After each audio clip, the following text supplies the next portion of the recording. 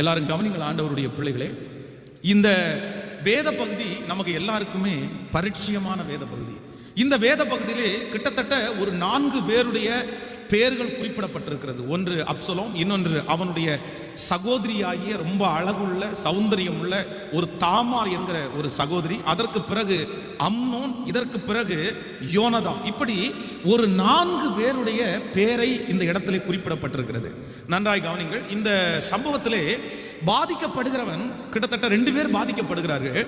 ஆனால் ஒரு மனுஷனுடைய வாழ்க்கை கடைசியில் ஒரு துஷ்டன் சாகிறது போல ஒரு ராஜாவுடைய பிள்ளையா இருந்த அம்னோன் செத்து போகிறான்.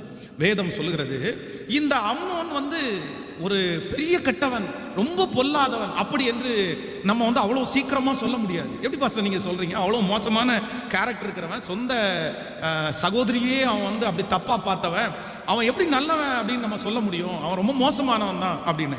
ஆனால் பொதுவாக உலகத்திலே நன்றாய் கவனித்துக் கொள்ளுங்கள், ஒரு ஆணாய் பிறந்தாலும் ஒரு பெண்ணாய் பிறந்தாலும் உலகத்திலே நம்ம உலகத்தில் வாழ்றதுனால எல்லா டெம்டேஷன்ஸும் நமக்குள்ள கண்டிப்பாக இருக்கிறது தான். அது அவாய்ட் பண்ண எல்லாம் முடியாது. அது இல்லை அப்படின்னு சொன்னா நமக்கு ஏதோ குறைபாடு அப்படின்னு தான் அர்த்தம். அந்த டெம்டேஷன் இருக்கும். அந்த சில காரியங்கள் நம்முடைய வாழ்க்கையிலே நம்ம தான் அதை மேற்கொள்ளணும், நம்ம தான் அதை ஜெயிக்கணும். சிந்தைகளை ஜெயிக்க வேண்டும், நம்முடைய எண்ணங்களுடைய அலைகளை ஜெயிக்க வேண்டும், நம்முடைய மாம்சத்தை ஜெயிக்கணும். அதை நம்ம தான் ஜெயித்து அதை தாண்டி போய் பரிசுத்தத்திற்காக வாழணும். இல்ல எனக்கு வரவே வராது, இந்த மாதிரி எந்த எண்ணமும் வராது, எந்த உணர்வும் எனக்கு வராது அப்படின்னு யாருமே சொல்ல முடியாது. எல்லாருடைய வாழ்க்கையிலும் உணர்வுகள் வரும். ஆனால் அதை அடக்கி ஆள்பவன் தான் சரியான ஒரு தேவனுடைய பிள்ளை. அதே போல இந்த அம்னோனுக்கு ஒரு தவறான ஒரு எண்ணம் அவனுக்குள்ள வருது. ஆனா என்ன, அந்த தவறான எண்ணம் அவன் உடனே போய் அந்த பொண்ணு மேல அவன் கையை வச்சிருக்கலாம், இல்லைன்னா அந்த பொண்ணை ஏமாத்தி இருக்கலாம். யாருக்குமே தெரியாம அந்த பொண்ணை ஒரு தவறான விதத்தில் நடத்தலாம். ஆனால் வேதம் சொல்கிறது அவனுடைய மனசு அதற்கு இடம் கொடுக்கவே இல்லை. ஒரு பக்கத்திலே மீறுதல்கள் இருக்கிறது, ஒரு பக்கத்திலே அதால ரொம்ப டிஸ்டர்ப் ஆகிறான். வேதம் சொல்லுது அவனுடைய சரீரம் மெலிந்து போகிற அளவுக்கு அவன் டிஸ்டர்ப் ஆயிட்டான். அவனுடைய எண்ணம் முழுவதும் பிசாசு அப்படியே கரைப்படுத்தி வைத்திருக்கிறான்.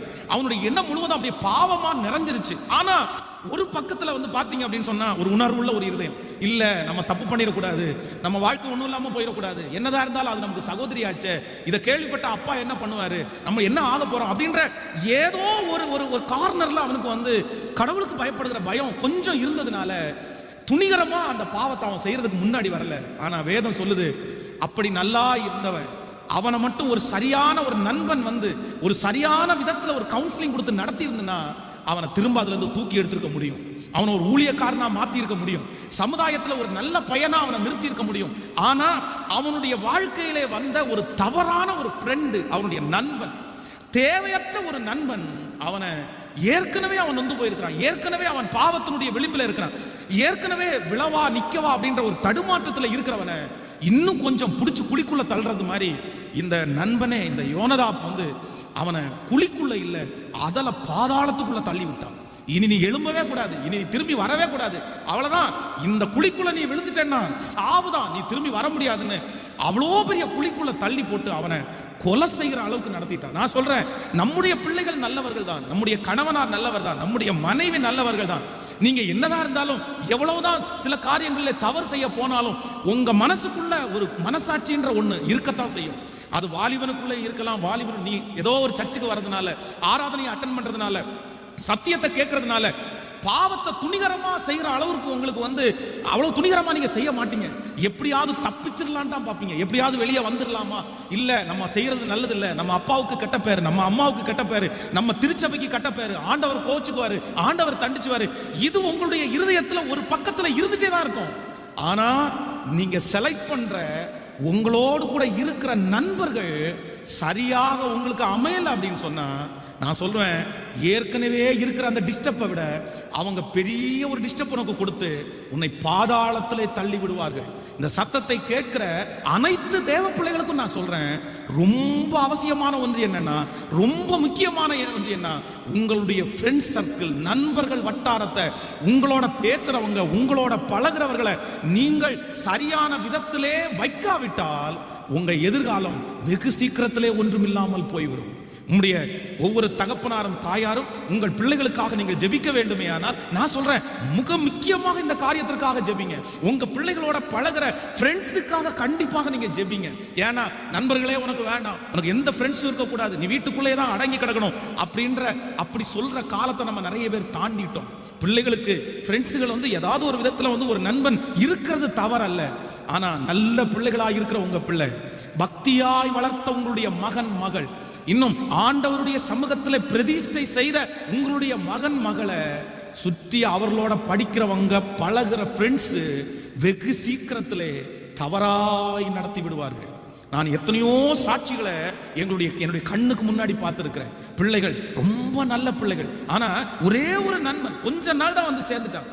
அவன் அதற்கு முன்னாடி அந்த பழக்கம் அவனுக்கு கிடையாது. அதற்கு முன்பாக அப்படிப்பட்ட மனுஷன் அல்ல. அவன் ஏத்து பேச மாட்டான், அப்பா அம்மாவை ஏத்து பேச மாட்டான், பாஸ்டரை எதிர்த்து பேச மாட்டான், சர்ச்சில் நல்லா ஜெபம் பண்ற ஒரு பையன். ஆனா என்னைக்கு அந்த ஃப்ரெண்ட்ஸோட அவன் சேர்ந்துட்டானோ அன்னைக்கு அம்மா அப்பாவை ஏத்து பேச ஆரம்பிச்சிட்டான். பாருங்க, சில ஆண்கள் பெண்களை பார்த்தீங்க அப்படின்னு சொன்னா ரொம்ப நல்லா இருப்பாங்க, கணவனாருக்கு அப்படி கீழ்ப்படிவாங்க, கணவனாருக்கு ஒரு பதில் கூட அவங்க எதிர்த்து கூட பேச மாட்டாங்க. ஆனா யாரோ ஒருத்தட்ட சேர்ந்துட்டாங்கன்னு வைங்களேன், அவங்கள்ட்ட சேர்ந்ததற்கு பிற்பாடு பார்த்தீங்க அப்படின்னா அவங்க கேரக்டர் அப்படியே சேஞ்ச் ஆயிடும்.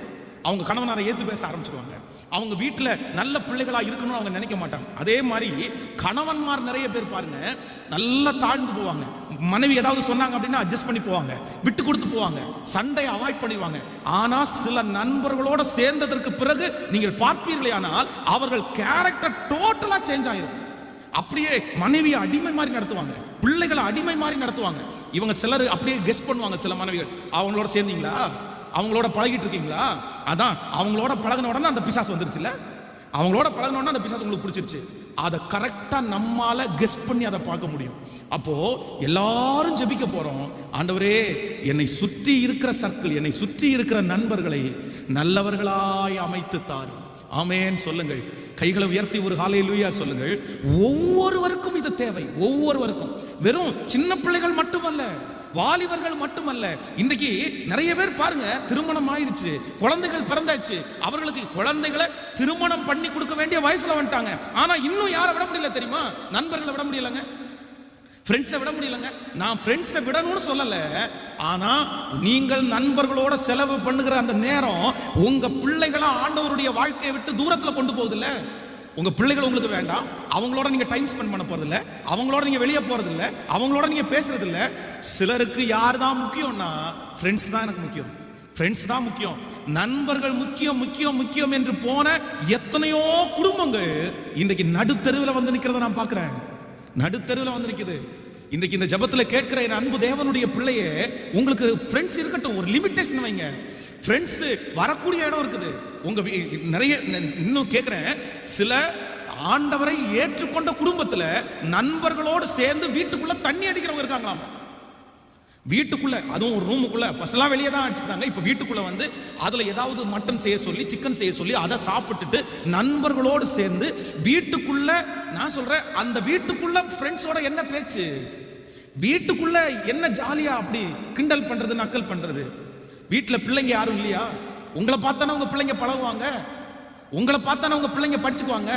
நீங்க நண்பர்களோட சுத்துறதை நிறுத்தல அப்படின்னா உங்க பிள்ளைங்க நண்பர்களோட சுத்துறதை எப்ப நிறுத்துவாங்க? அவர்களும் நண்பர்களை தேடி வெளியில தான் போவாங்க. ஆனா நீங்க மட்டும் ஜாலியா போகணும், நீங்க மட்டும் நண்பர்களோட இருக்கணும். ஆனா உங்க பிள்ளை யார்கிட்ட எங்கேயும் போக கூடாது, உங்க பிள்ளை வீட்டிலே இருக்கணும். ஸ்கூல் முடிச்சா வீட்டுக்கு வந்துடணும், சர்ச் முடிச்சா வீட்டுக்கு வந்துடணும். ஆனா நீங்க வீட்டில் இருக்க மாட்டீங்க. ரொம்ப ஜாக்கிரதையா இருங்க. நண்பர்களுக்கு ரொம்ப முக்கியத்துவம் கொடுத்த எந்த குடும்பமும் பெரிய வெற்றியை அடைஞ்சதா என் கண்ணுல இன்னைக்கு நான் பார்க்கலங்க, இன்னைக்கும் பார்க்கலங்க. இங்க இருக்கிற, நான் சொல்றேன், இந்த சத்தத்தை கேட்கிற நிறைய பேருடைய வாழ்க்கையில நீங்க இன்னைக்கு அம்னோன மாதிரி எல்லாத்தையுமே இழந்து நிக்கிறதுக்கு காரணம் உங்க நண்பர்கள் தாங்க காரணம், உங்க ஃப்ரெண்ட்ஸ் தாங்க காரணம். உங்க பணத்தை நாசம் பண்ணிட்டாங்க, உங்களுடைய தொழிலை ஒண்ணும் இல்லாம போக பண்ணிட்டாங்க, உங்க குடும்பத்தை நாசம் பண்ணிட்டாங்க. இத்தனை காரியத்தை செய்ததற்கு பிறகும் இன்னும் அந்த ஃப்ரெண்ட்ஸை உங்களால விட முடியல அப்படின்னா நான் சொல்றேன், உங்களை எப்படி காப்பாற்ற முடியும்னு கேட்கிறேன். எப்படி காப்பாற்ற முடியும்? ஃப்ரெண்ட்ஸ் சாகிற வரைக்கும் உங்க கூட இருக்க மாட்டாங்க. அவர்களுடைய வாழ்க்கையிலே ஒரு செட்டில்மெண்ட் அப்படின்னு ஆயிடுச்சு அப்படின்னா உங்களை கலட்டி விடுவாங்க. நீங்க அவங்களோட நிரந்தரமா இருக்க முடியாது. அதனால எல்லாரும் ஒரு முடிவு எடுக்கணும். ஆண்டவரே, உமக்கு பிரியமில்லாத நண்பர்களுடைய வட்டாரம் எனக்கு வேண்டாமப்பா, எனக்கு வேண்டாமப்பா. சில பேரண்ட்ஸ் வந்து பிள்ளைகளை படிக்க வைக்கும்போது கோ எஜுகேஷனில் படிக்க வைக்கக்கூடாதுன்னு நினைக்கிறாங்க. அப்படின்னா கேர்ள்ஸும் பாய்ஸும் இருக்கிற ஸ்கூலில் படிக்க வைக்க மாட்டேன், கேர்ள்ஸும் பாய்ஸும் இருக்கிற வந்து காலேஜில் படிக்க வைக்க மாட்டேன், கேர்ள்ஸ் மட்டும் இருக்கிறதுல. ஆனால் நான் சமீபத்தில் ஒரு ஒரு தங்கச்சி இடத்துல பேசும்போது சொன்னாங்க, பாஸ்டர் கோ எஜுகேஷன் ஆண்கள் பெண்கள் இருக்கிற காலேஜில் கூட படிச்சுக்கலாம், ஆனால் வெறும் கேர்ள்ஸ் இருக்கிற காலேஜில் படிக்கவே முடியாது பாஸ்டர், படிக்கவே முடியாது. ஏன் அப்படின்னா வாயை திறந்தா சும்மா இருக்கிற எல்லா நேரத்திலையும் மோஸ்ட்லி பசங்களை குறித்து தான் பேசுறாங்க, பசங்களை குறித்து தான் பேசுறாங்க. கேர்ள்ஸ் கேட்டா கேர்ள்ஸ் காலேஜ், கேர்ள்ஸ் ஹாஸ்டல். ஆனா ஒரு பாய்ஸ் கேர்ள்ஸ் படிக்கிற இடத்துல கூட அப்படி இருக்க மாட்டாங்க. ஆனா இங்க அவ்வளோ பேசுறாங்க, அந்த நல்லா இருக்கு இது நல்லா இருக்கு. அதனால யாராவது ஒருத்தர் வந்து உங்கள்ட்ட அப்படி கேட்டாங்கன்னா நீங்க அதை என்கரேஜ் பண்ணாதீங்க, அப்படி நம்ம வேணான்னு சொல்லுங்க. அங்க விட இங்க தான் குடும்பம் நடக்குது. இங்க எல்லாருமே கேர்ள்ஸா இருக்கிறதுனால, எல்லாருமே பாய்ஸா இருக்கிறதுனால ரொம்ப ஈஸியா பேசிக்கிறாங்க, ரொம்ப சகஜமா பேசிக்கிறாங்க. பிள்ளைகளை அழகா மோட்டிவேட் பண்ணி கொண்டு போய் குழியில போட்டுறாங்க. ரொம்ப கவனமா இருக்கணும் அப்படின்னு அவங்க பேசினாங்க. ரொம்ப கவனமாய் தான் ஆண்டவருடைய பிள்ளைகள் வாழணும். அப்போ எல்லாரும் ஒரு முடிவு எடுங்க. ஆண்டவரே எனக்கு ரொம்ப ஃப்ரெண்ட்ஸ் எல்லாம் வேணாம், ஆனா நீங்க நண்பர்களாய் ஒரு மனுஷனை வைக்கிறீங்க அப்படின்னு சொன்னா உங்களை விட ஒரு படி ஆவிக்குரிய வாழ்க்கையில மேல இருக்கிறவங்கள ஃப்ரெண்ட்ஸ் ஆவீங்க. உங்களை விட ஒரு மணி நேரம் எக்ஸ்ட்ரா ஜாப் பண்ற ஒரு பிரதரை நீங்க ஃப்ரெண்ட்ஸ் ஆவீங்க. உங்களை விட ஒரு 10 ரூபாய் எக்ஸ்ட்ரா சம்பாதிக்கிற ஒருத்தரை ஃப்ரெண்ட்ஸ் ஆவீங்க. உங்களை விட தொழிலையும் ஜபத்திலையும் ஆவிக்குரிய வாழ்க்கையிலையும் ஒரு படி மேலா இருக்கிறவங்கள்ட்ட நீங்க ஃப்ரெண்ட்ஷிப் வச்சீங்கன்னா கண்டிப்பா உங்களை அவங்க மோட்டிவேட் பண்ணுவாங்க, உங்களை அழகா கைட் பண்ணி கொண்டு போவாங்க. ஆனால் நீங்கள் தவறான நபர்களை நண்பர்களாக வைத்துக் கொள்வீர்களே, ஆனால் உங்க வாழ்க்கையில பெரிய வெற்றி அடையவே முடியாது. ஆமென் சொல்லுங்க. எல்லாரும் கைகளை உயர்த்தி, ஆண்டவரே எனக்கும் என் பிள்ளைகளுக்கும், ஸ்பெஷலா எங்க பிள்ளைகளுக்கு நல்ல நண்பர்களை மட்டும் தாங்க, நல்லா இல்லாத நண்பர்களை எடுத்து போடுங்க ஆண்டவரே. அவங்க எங்க பிள்ளைகளோட சேரக்கூடாது, அவங்க எங்க பிள்ளைகளோட வரக்கூடாது. சொல்லுங்க, எல்லாரும் ஜெபம் பண்ணுங்க. ஆண்டவரே எங்க பிள்ளைகளோட அவங்க ஐக்கியம் வைக்க கூடாது, அப்படிப்பட்ட நபர்களை தகப்பனே எங்கள் பிள்ளைகளை விட்டு எடுத்துக்கொண்டு போகும் என்று சொல்லுங்கள். எல்லாரும் ஜெபம் பண்ணுங்க. அது மிக முக்கியமான ஜெபம். சொல்லுங்கள், மிக முக்கியமாய் ஜெபிக்க வேண்டியது. ஹல்லேலூயா, ஸ்தோத்திரம். சொல்லுங்க, எல்லாரும் இருதயத்தின் ஆழத்துல இருந்து பிள்ளைகள் கூட ஜெபம் பண்ணுங்க. ஆண்டவரே எனக்கு ஒரு கிருபை வேணும்ப்பா, எனக்கு ஒரு கிருபை வேணும் ஆண்டவரே. கெட்ட நண்பர்கள் என்னை விட்டு விலகி போகட்டும்பா, கெட்ட நண்பர்கள் என்னை விட்டு விலகி போகட்டும் ஆண்டவரே. கைகளை உயர்த்தி ஒரு ஹல்லேலூயா சொல்லுங்க. இந்த வேத பகுதியை நான் தியானித்து, இந்த அம்னோனுக்கு கிடைத்த இந்த யோவாப் என்கிற இந்த ஃப்ரெண்டு வந்து ஒரு ரொம்ப கெட்ட நண்பனா இருந்தார். இந்த கெட்ட நண்பனுடைய 3 விதமான கேரக்டரை குறித்து உங்களோட இன்னைக்கு பேசி உங்களுக்காக ஜெபிக்க போகிறேன். நன்றாய் கவனித்துக் கொள்ளுங்கள். தவறான நண்பனை எப்படி நீங்கள் அறிந்து கொள்ள முடியும்?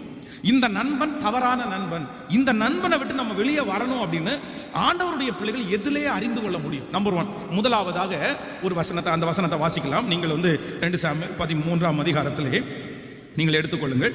2வது வசனத்திலிருந்து வாசிக்கலாமா? 2வது வசனத்திலிருந்து வாசிக்கலாம். தன் சகோதரியாகிய தாமார் நிமித்தம் ஏக்கம் கொண்டு, 3வது வசனம், அம்னோனுக்கு தாவீதனுடைய தமையன் சிமியாவின் குமாரனாகிய யோனதாப் என்னும் பேருள்ள ஒரு சிநேகிதன் இருந்தான். அந்த யோனதாப் மகா தந்திரவாதி. அவன் இவனை பார்த்து, ராஜகுமாரனாகிய நீ நாளுக்கு நாள் எதனாலே இப்படி மெலிந்து போகிறாய்? ராஜகுமாரனாகிய நீ நாளுக்கு நாள் எதனாலே இப்படி மெலிந்து போகிறாய்? எனக்கு சொல்ல மாட்டாயா என்றார். கவனிங்க, எல்லாரும் கவனமாய் கவனிங்களா ஆண்டவருடைய பிள்ளைகளே. இங்க என்ன சிச்சுவேஷன் நடக்குது அப்படின்னு சொன்னா, இவன் ஏற்கனவே இவங்க 2 பேரும் நண்பர்களா இருக்கிறாரு. இவர் பல மாதங்களாய் இந்த அம்னோனை பார்த்துட்டே இருக்கிறான். ஆனா நாளுக்கு நாள் அவனுடைய உடம்பு வந்து இறங்கிட்டே இருக்கு. அப்ப இவன் அவன்கிட்ட கேட்கிறான், என்னடா ஆச்சு உனக்கு? நீ பழையது மாதிரி இல்லை, நீ ரொம்ப சோர்ந்து போற, என்ன பிரச்சனை உனக்கு? அது ஒன்றும் இல்லடா. ஆனா ஒரு நாள் இந்த அம்னோன் என்ன முடிவு பண்ணிட்டான் அப்படின்னு சொன்னா, இல்ல இன்னைக்கு அவன்கிட்ட வந்து என்ன விஷயம் நம்ம கேட்காம நம்ம விட்டுறவே கூடாது, அதை கண்டிப்பா கேட்டுறணும், அவனுடைய விஷயத்தை குறித்து நம்ம தெரிஞ்சுக்கணும். அப்போ அவன்கிட்ட சொல்றாங்க, ராஜகுமாரனாகிய நீ நாளுக்கு நாள் எதனாலே மெலிந்து போகிறாய்? எனக்கு நீ சொல்ல மாட்டியா? எனக்கு கண்டிப்பா நீ தெரிஞ்சு ஆகணும்டா. உன் வாழ்க்கையில நீ என்ன பண்றன்னு எனக்கு தெரிஞ்சாகணும், நீ என்ன செய்யறேன்னு எனக்கு தெரிஞ்சாகணும், உன் வீட்டில் என்ன நடக்குதுன்னு தெரிஞ்சாகணும், உன் சிந்தையில என்ன நடக்குதுன்னு தெரிஞ்சாகணும். ஒன்று கவனமாய் கவனித்துக் கொள்ளுங்கள்.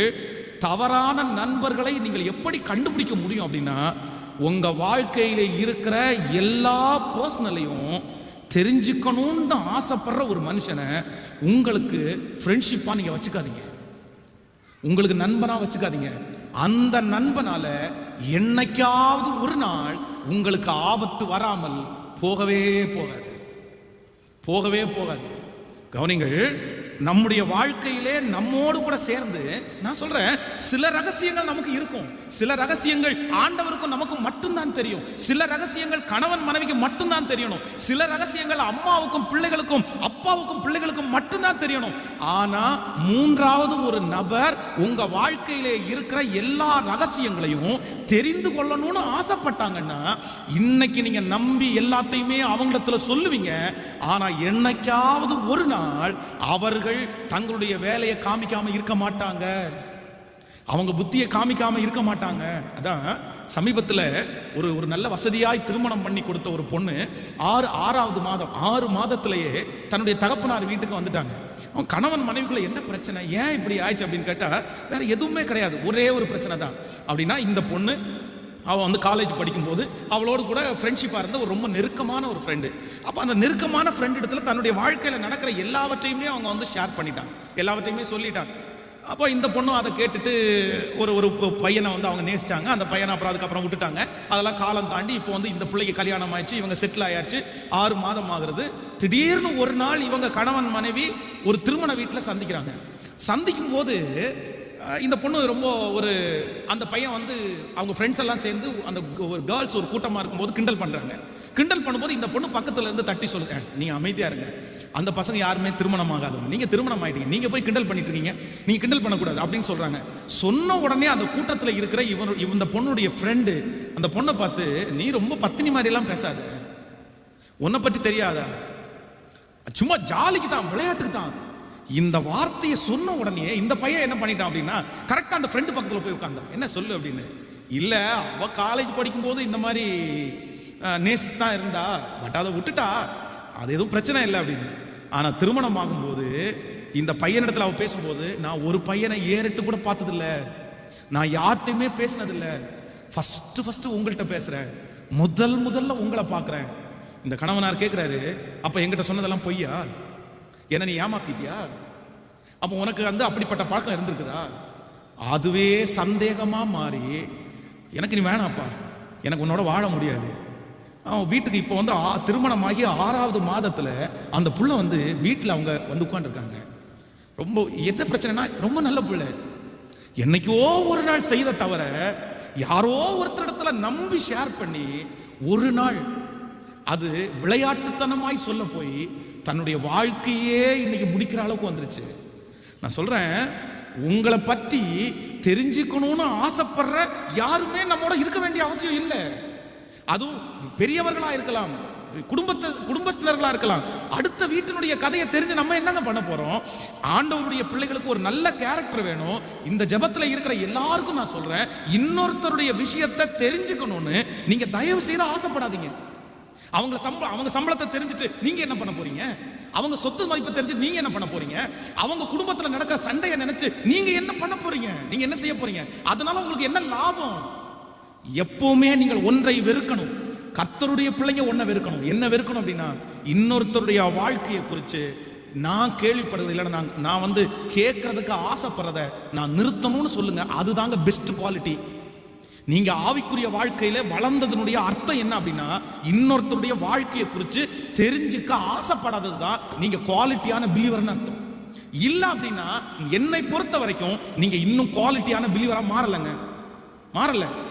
இந்தியன்ஸுக்கே இருக்கிற குணமா அப்படின்னு சொல்லுவாங்க, ஒட்டு கேட்கறது, அப்படியே போயிட்டு என்ன பேசிக்கிறாங்க அப்படின்னு கேட்கறது, போய் காது கொடுத்து போய் நிற்கிறது, என்ன பேசினாங்க, என்ன செஞ்சாங்க, எப்படி வந்துருச்சு, என்ன பண்றது. அடுத்தவர்களுடைய வீட்டில், அடுத்தவர்களுடைய குடும்பத்தில், அடுத்தவர்களுடைய வாழ்க்கையில தலையிடுகிறது சிலருக்கு ரொம்ப அல்வா சாப்பிட்ட மாதிரி ரொம்ப பிடிக்கும். அவங்க வாழ்க்கையில் இன்வால்மெண்ட் ஆகி எல்லாம் தெரிஞ்சுக்கிறதுல அவ்வளோ அலாதி பிரியம். நான் சொல்றேன், உங்களுக்கு ஆவிக்குரிய வாழ்க்கையில் என்ன குவாலிட்டி இருக்குது? அதான் ஆண்டவரை பார்த்து ஆண்டவரத்தில் சொல்றாரு, சீடன் சொல்றான், ஆண்டவரே இவனுடைய கதை உங்க மார்பில சாஞ்சிட்டு இருக்கான்ல, உங்களை ரொம்ப நேசிக்கிறான்ல, என்னை பத்தி எல்லாத்தையும் சொல்லிட்டீங்க, இவனை குறிச்சு என்ன சொல்றீங்க, இவன் கதை என்ன? உடனே ஆண்டவர் என்ன சொல்றாரு, நான் வரும் அளவும் இவன் இருக்க எனக்கு சித்தமானால் உனக்கு என்ன, வேலையை பார்த்து போடா அப்படின்றாரு. உன் வேலை என்னமோ அதை பார்த்துட்டு போ, நீ எதுக்கு தெரிஞ்சுக்கணும் ஆசைப்படுற? அவனை நான் எப்படி வச்சா உனக்கு என்ன, அவனுக்கு எப்பேற்பட்ட ஊழியத்தை கொடுத்தா உனக்கு என்ன, நீ அதெல்லாம் தேவையில்லை, நீ உன் வேலையை பார்த்து நீ போ. அப்போ நான் என்ன நம்புறேன் அப்படின்னா, இன்னொருத்தருடைய வாழ்க்கையிலே தலையிடுகிறத கர்த்தர் பிளஸ்ஸா எடுக்கல, ஆண்டவர் வேண்டான்னு தான் சொல்றாரு. ஆண்டவருக்கு பிடிக்காது, ஆண்டவருக்கு பிடிக்காது. விபச்சாரியான ஸ்திரியை கொண்டு வந்து விடுறாங்க, அவங்க வந்து ஆண்டவருடைய பாதத்தை வந்து அப்படியே வந்து தொடச்சிட்டு இருக்காங்க. அப்போ அங்க இருக்கிற எல்லாரும் இவர் காலை துடைக்கிற யாருன்னு தெரியாதான்னு கேட்டு இருக்காங்க. ஆண்டவர் அவங்களுடைய பழைய வாழ்க்கை குறித்து நோண்டவே இல்லை, அவங்க யாரு அப்படின்னு எல்லாத்தையும் குறித்து கேட்கவே இல்லை. நீ எனக்கு செய்யலப்பா, அவங்க எனக்கு செஞ்சிருக்காங்க, நீ அமைதியா போ. அதான் கையும் களவுமாய் பிடிக்கப்பட்டு கொண்டு வந்து நிற்கிறவங்களையே, என்னம்மா எப்படிமாச்சு, எத்தனை வருஷமாம்மா இந்த பாவத்தில் நீ இருக்கிற, எத்தனை மாசமாமா இருக்கிற அப்படின்னு நான் கேட்டாரு கர்த்தர். ஹலோ, ஏன் சொல்றேன் அப்படின்னு கேட்டா, இன்னைக்கு நிறைய பேர் அப்படிதான் கேட்கறாங்க. ஜபம் பண்றதுக்காக யார்கிட்டயாவது போய் சொல்லுங்க, சொன்ன உடனே ஏதோ பிரச்சனை சொல்லு, எத்தனை மாசமா, எத்தனை வருஷமா, ஐயோ அப்படியா, அப்புறம் என்ன ஆச்சு, அது மட்டுமா வேலையா, அது மட்டுமா வேற ஏதாவது இருக்கா சொல்லுங்க. இல்லவே இல்லை. ஆண்டவருடைய பிள்ளையே, ஒரு நாளும் ஆண்டவருடைய பிள்ளைக்கு இன்னொருத்தருடைய வாழ்க்கையிலே நம்ம கண்ணில் உத்தரவு இருக்குது, நமக்கு செய்ய வேண்டியது இருக்குது, நம்மைத்தான் பார்க்க வேண்டுமே தவிர இன்னொருத்தருடைய வாழ்க்கைக்குள்ள நம்ம ஒரு காலத்துல என்றாகி நமக்கு எந்த பிரயோஜனமுமே இல்லை. கையை உயர்த்தி ஒரு ஹல்லேலூயா சொல்லுங்க. ஸோ நம்பர் 1, முதலாவதாக எந்த நண்பனுக்கு நீங்க ரொம்ப எச்சரிக்கையா இருக்கணும் அப்படின்னு சொன்னா, உங்களை பற்றி எல்லாமே தெரிகிற ஒரு நண்பனுக்கு நீங்க என்ன பண்ணணும் அப்படின்னா, சத்தமா சொல்லுங்க, எச்சரிக்கையா இருக்கணும். உங்க பேங்க் பேலன்ஸை கண்டுபிடிச்சிட்டாங்களா, உங்கள்கிட்ட எவ்வளவு பேலன்ஸ் இருக்குன்னு தெரிஞ்சிச்சா, நாளைக்கே வந்து ஒரு தொழில் ஆரம்பிக்க உங்கள்கிட்ட சொல்லுவாங்க பாருங்க, நாளைக்கே வந்து ஒரு இன்வெஸ்ட்மெண்ட் உங்களுக்கு சொல்லுவாங்க பாருங்க. என் கண்ணால அப்படி பாதிக்கப்பட்டவங்களை என் முன்னாடி பார்த்துருக்கிறேன். அவங்களுடைய அம்மா அப்பாவுடைய வீட்டை வித்து 15 லட்சம் ரூபாய் கையில வருது. பணம் வந்த அடுத்த நிமிஷத்துல ஒரு ஃப்ரெண்ட் வந்து கேட்கிறாரு, என்னடா பணம் நிறைய வந்துச்சா அப்படின்னு கேட்டாரு. 15 லட்சம் ரூபாய் கிடைச்சா அப்படின்னு. 15 லட்சம் ரூபாவா, நான் உனக்கு ஹெல்ப் பண்றேன் அப்படின்னு ஒரு தொழில் ஆரம்பிக்க சொல்லி ஆரம்பிச்சு அந்த தொழில் ஒன்றும் இல்லாம போய் அந்த 15 லட்சம் ரூபாவில் 15 காசு கூட மிச்சம். சிலர் வந்து உங்களுடைய வாழ்க்கையில இருக்கிற சில ரகசியங்களை தெரிந்து கொள்வதற்கு காரணம் உங்களை நல்ல முறையில் கொண்டு வரதுக்கு இல்ல, உங்களை நல்ல வழியில நடத்துவதற்காக அல்ல. நான் கஷ்டப்படுறேன், நீயும் கஷ்டப்படு, அத நான் ஜெயிலுக்கு போறேன், நீயும் ஜெயிலுக்கு வா. 2 ஃப்ரெண்ட்ஸ் இப்போ வந்து ஜெயிலில் இருக்கும்போது எனக்காக ஜோம் பண்ணுங்கன்னு சொன்னாங்க. நீங்க எதுக்கு ஜெயிலுக்கு போனீங்க அப்படின்னு கேட்டா, அது ஒன்றும் இல்லை பாஸ்டர், என் ஃப்ரெண்டு நான் மட்டும் தனியாக ஜெயிலுக்கு போறேன்டா, அதனால தான் ஒன்றை மாட்டி விட்டேன், 2 பேரும் போகணும் போனாங்க. இது என்ன கதை பாருங்க. என்ன பிடிச்சிட்டாங்க, ஒன்ன பிடிச்சிட்டாங்க, நான் இருக்கிறது 2 கிலோமீட்டர் தாண்டி என்னையாடா மாட்டி விட்டேன்னு கேட்டா, மாப்பிள்ள நான் ஒரே தனியா ஒருத்தன் போறது ரொம்ப கஷ்டமா இருந்துச்சு, அதனால உன் பேரையும் சொன்னேன், அதனால அப்படியே போலீஸ் உன்னையும் தேடி வந்துட்டாங்க, வா போலாம். ஃப்ரெண்ட்ஸ், இதுதான் நண்பன். இவங்க அம்மா அப்பாவுக்கும் 18,000 ரூபாய் செலவு. அவனை ஜாமீன்ல வெளியே எடுத்து பாடப்பட்டு எத்தனை கஷ்டம். ஆனா இன்னும் உணர்வு வராம தன்னுடைய வாழ்க்கையிலே இருக்கிற மொத்த ரகசியத்தையும் நண்பன் அப்படின்னு ஷேர் பண்ற, நான் சொல்றேன், அவங்களுடைய புத்தி என்ன புத்தி. அதனால இன்னைக்கு வாலிப தம்பிக்கு தங்கச்சிக்கு ரொம்ப கேர்ஃபுல்லா ஒன்று சொல்றேன், உன் வாழ்க்கையை தொலைக்கிறதற்கு உன்னுடைய நண்பன் போதுமா, உன்னுடைய நண்பன் போதும். எல்லாத்தையும் தெரிஞ்சு வச்சுட்டு ஒரு நாள் நீ எல்லாத்தையும் நம்பி சொல்லுவேன், என் ஃப்ரெண்டு யார்ட்டையுமே சொல்ல மாட்டாங்க, என் நண்பன் யார்ட்டையுமே சொல்ல மாட்டாங்க, இல்லை இல்லை இல்லை, ஒரு நாள் அவர்கள் வெளியே சொன்னா, ஆனா நான் நம்புறேன் இயேசு கிறிஸ்து ஒருத்தர் தான் உண்மையான நண்பர். அவர் ஆபிரகாமை சிநேகிதனேன்னு சொன்னாரு. அவர்கிட்ட போய் உங்க வாழ்க்கையை ஓப்பனா சொல்லுங்க, நடந்தது எல்லாத்தையும் சொல்லுங்க. அவர் ஒரு நாள் இன்னொருத்தர்ட்ட உங்க வாழ்க்கையை ஷேர் பண்ண மாட்டாரு. உங்களை கர்த்தர் சரி பண்ணி அதுல இருந்து தூக்கி விடுவாரே தவிர அவர் யார்ட்டையும் மாட்டி விட மாட்டாருங்க. உங்க ஃப்ரெண்ட்ஷிப் ஆண்டவரிடத்துல தான் இருக்கணுமே தவிர மனுஷன் இடத்துல இருந்துடக்கூடாது. ஆமேன்னு சொல்லுங்க. பக்கத்துல இருக்கிற கையை பிடிச்சி சொல்லுங்க, உங்களை பற்றி தெரிஞ்சுக்கணும்னு ஆசைப்படுறவங்களோட நீங்க ரொம்ப கவனமா இருங்க. நல்லா சொல்லுங்க, கவனமா இருங்க. உங்களை பற்றி எதுவுமே அவங்க தெரிஞ்சுக்க வேண்டியது இல்லை. அவங்கள கொஞ்சம் டிஸ்டன்ஸ்லேயே வைங்க. அவங்க நல்லவங்களா இருந்தாலும் கெட்டவங்களா மாறிடுவாங்க. ஆமென்.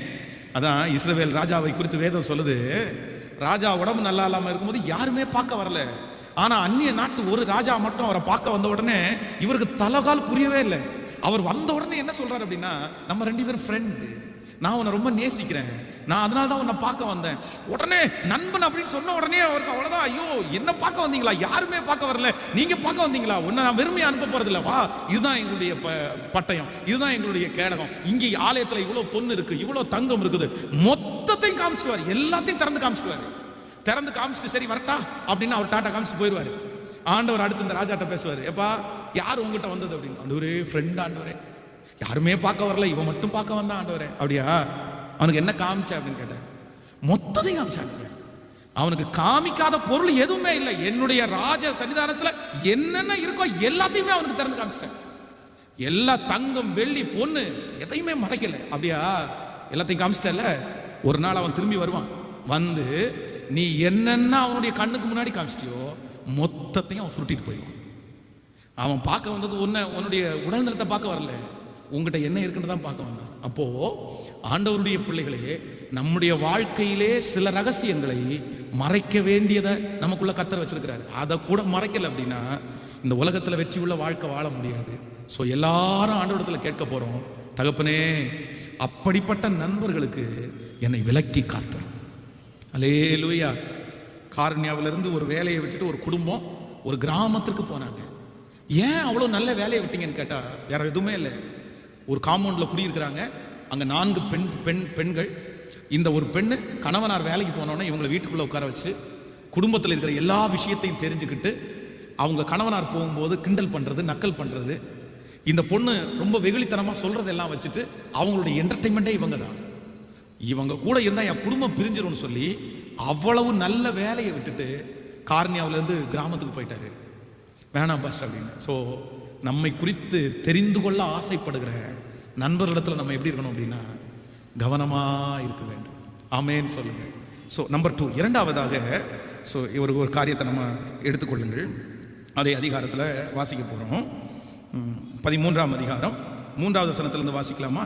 13ஆம் அதிகாரம் 3வது வசனத்திலிருந்து சேர்ந்து வாசிக்கலாம். 4வது வசனம். அவன் இவனை பார்த்து, ராஜகுமாரனாகிய நீ நாளுக்கு நாள் எதனாலே இப்படி மெலிந்து போகிறாய், எனக்கு சொல்ல மாட்டாயா என்ன? அதற்கு அம்னோன், என் சகோதரன் அப்சலோமின் சகோதரியாகிய தாமார் மேல் நான் ஆசை வைத்திருக்கிறேன் என்றான். அப்பொழுது யோனதாப் அவனை பார்த்து, நீ வியாதிக்காரனை போல உன் படுக்கையின் மேல் படுத்துக்கொள், உன்னை பார்க்கிறதற்கு உன் தகப்பனார் வரும்போது நீ என் சகோதரியாகிய தாமார் வந்து எனக்கு போஜனம் கொடுத்து அவள் கையினாலே சாப்பிடும்படிக்கு நான் பார்க்க என் கண்களுக்கு முன்பாக